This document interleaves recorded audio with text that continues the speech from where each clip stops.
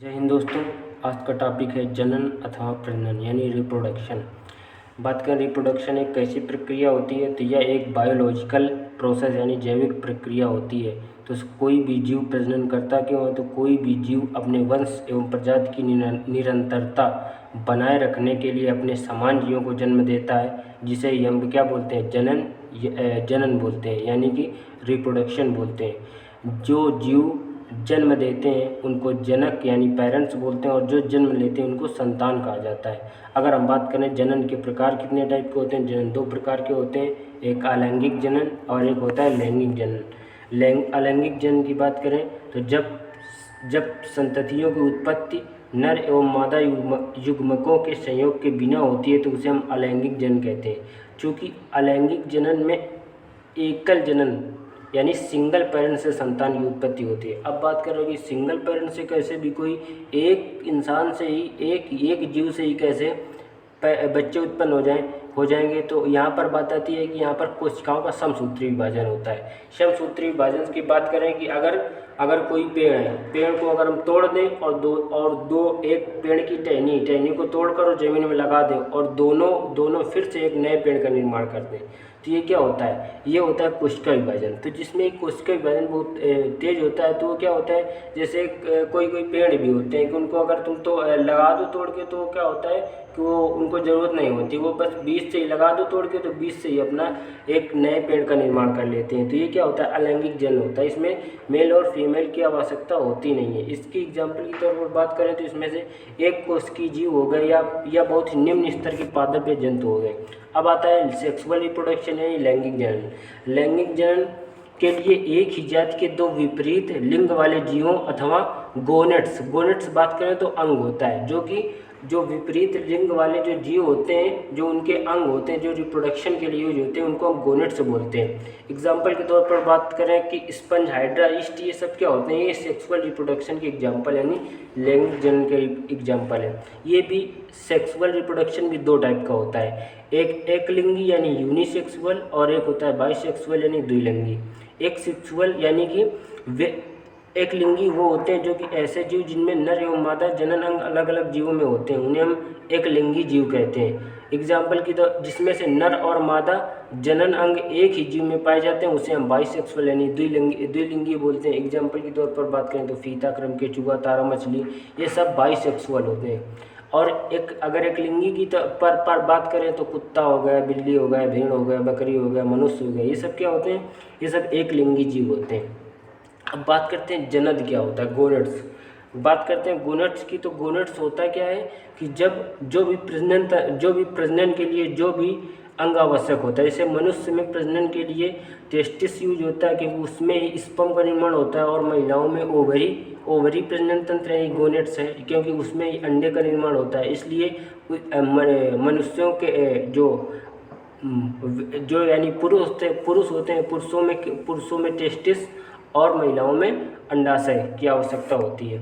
अब बात करते हैं कि जाइगोट क्या होता है। जाइगोट क्या होता है, यानी कि फर्टिलाइजेशन क्रिया एक प्रकार समझे कि जो फर्टिलाइजेशन हम करते हैं, जो नर जनन होता है, नर जनन यानी कि जो मेल का जो जनन अंग होता है उससे कि एक गैमेट्स बनता है। गोनेट्स और गैमेट्स अलग होता है, गोनेट्स अलग होता है और गैमेट्स अलग होता है।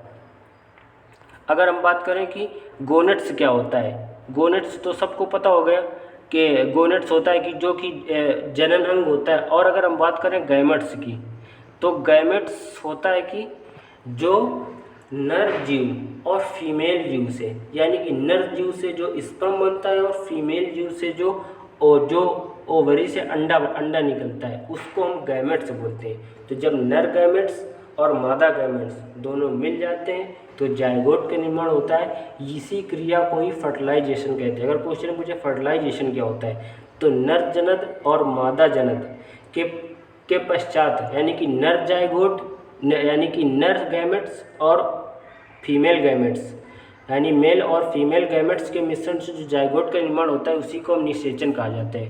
निषेचन की बात करें, निषेचन दो टाइप का होता है, एक्सटर्नल फर्टिलाइजेशन यानी एक्सटर्नल निषेचन और इंटरनल यानी आंतरिक निषेचन। एक्सटर्नल निषेचन की बात करें तो जब नर का शुक्राणु मादा के अंडाणु को मादा के शरीर के बाहर निषेचन करता है। यानी कि जब फर्टिलाइजेशन की क्रिया मादा के शरीर के बाहर होती है तो उसको हम क्या बोलते हैं, वायु निषेचन कहते हैं। एग्जाम्पल के तौर पर मेढक हो गया, उभयचर जीव वो होते हैं जो कि पानी और ज़मीन दोनों जगह पर रह सकते हैं, हवा में भी पानी में भी हर जगह पर रह सकते हैं, वो उभयचर होते हैं। और अकशेरुकी मछलियाँ।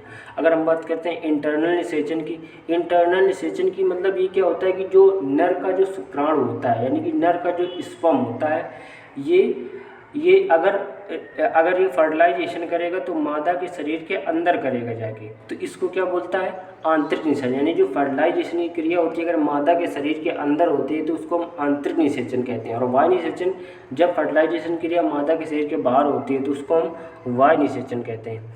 यौनारंभ क्या होता है?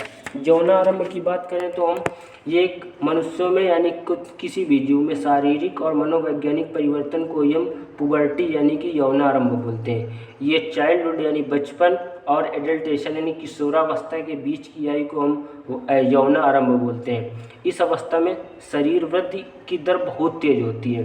यानी लड़कों और लड़कियों में जो प्रजनन चरण होता है यहीं से प्रारंभ हो जाता है, यौनारंभ से। यौनारंभ में किशोरों की अवस्था की बात करें, उम्र की बात करें तो उम्र लगभग लड़कों की जो होती है 12 से 16 वर्ष होते हैं, वहीं लड़कियों की 10 से 12 वर्ष के बीच होती है।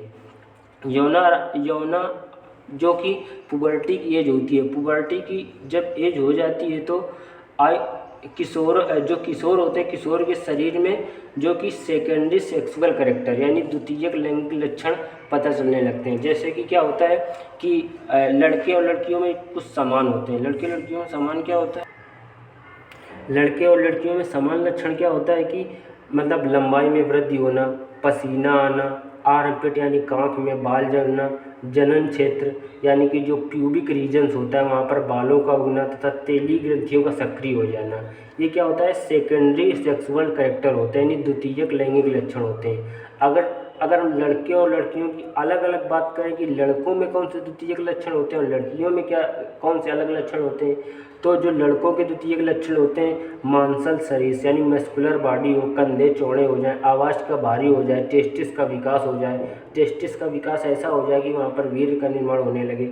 और अगर हम लड़कियों की बात करें तो इसमें क्या होता है, मेमोरी ग्लैंड्स यानी स्तन ग्रंथियों का विकास हो जाए, कंधों एवं नितंबों का विकास, कंधों का अच्छा विकास हो जाए, जो ओवरी में अंडों का निर्माण शुरू हो जाए, ओवम का निर्माण शुरू हो जाए, मेंस्ट्रुएशन साइकिल प्रारंभ हो जाए, आवाज़ का धीमा हो जाए। ये क्या होता है,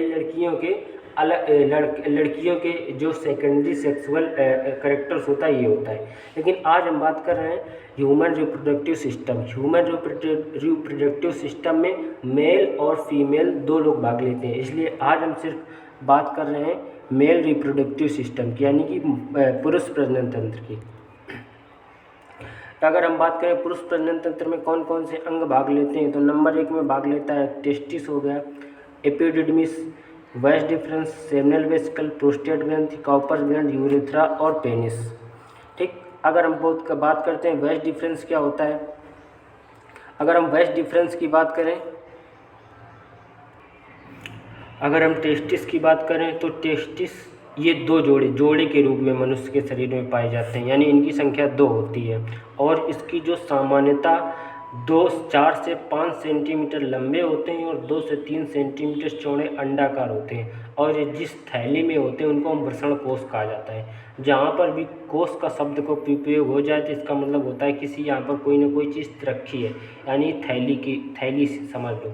जो शुक्राणु उत्पादन होता है इसको हम स्पर्मेटोजेनेसिस बोलते हैं। स्पर्मेटोजेनेसिस को शुक्राणु उत्पादन कहा जाता है, जो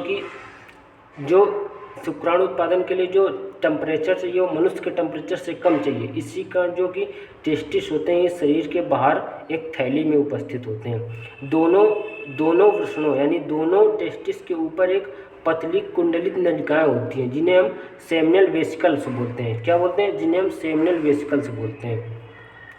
सेमिनल वेसिकल ये स्पर्म्स का निर्माण करते हैं, लेकिन सेमिनल वेसिकल्स जो होती हैं ये भी 2 टाइप की होती हैं। एक होते हैं स्पर्मेटोजेनिक सेल्स और एक होते हैं सार्टोली सेल्स। स्पर्मेटो सेल्स जो होती है ये स्पर्म का निर्माण करती है और सार्टोली सेल्स जो होती है ये पोषण और विकास प्रदान करती है। इसके बाद आता है एपिडिडमिस। अगर हम बात करें एपिडिडमिस, तो एपिडिडमिस जो होता है, एपिडिडमिस जो टेस्टिस होता है, टेस्टिस के ऊपर की साइड उपस्थित होता है। ये टेस्टिस हो गया और ये एपिडिडमिस होता है और इसकी लंबाई लगभग 5 से 6 मीटर होती है। और जब ये 5 से 6 मीटर होती है तो यहीं पर जो शुक्राणु होता है, जो स्पर्म होता है, वो मैच्योर होता है। मैच्योर होता है यानी कि ये संग्रहण का काम करता है और परिवहन का भी काम करता है। इसके बाद आता है वेस्ट डिफरेंस।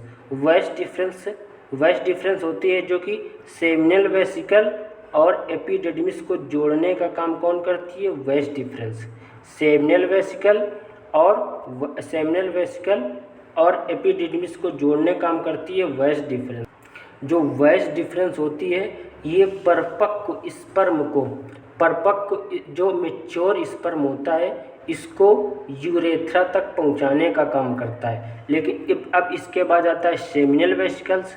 सेमिनल वेसिकल की बात करें तो ये एक थैलीनुमा संरचना होती है जो कि ये यूरिन ब्लैडर होता है, यहाँ पर पेशाब भरा हुआ था। तो यूरिन ब्लैडर के जो निचले साइड होती है यहाँ पर उपस्थित होती है और इसमें जो द्रव भरा होता है इसका पीएच मान 7.4 का होता है। और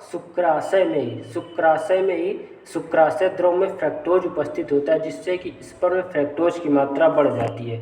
अब बात करते हैं प्रोस्टेट ग्लैंड की। तो प्रोस्टेट ग्लैंड जो यूरिनरी ब्लैडर होता है, यूरिनरी ब्लैडर के नीचे की साइड उपस्थित होता है प्रोस्टेट ग्लैंड।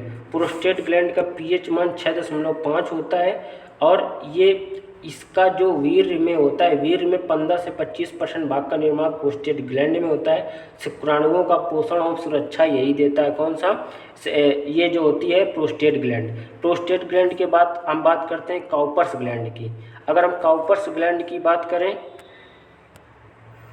काउपर्स ग्लैंड जो होती हैं ये मटर के दाने के समान होती हैं। ये देखो, ये दो जो मूत्र मार्ग होता है, मूत्र मार्ग के दोनों ओर उपस्थित होती रहती हैं और ये लगातार मूत्र मार्ग में लुब्रिकेंट डालती रहती है जिससे कि जो तरल मूत्र में जो अम्लीय प्रभाव होता है इसको उदासीन कर दें और मूत्र मार्ग में चिकनाहट ला दें।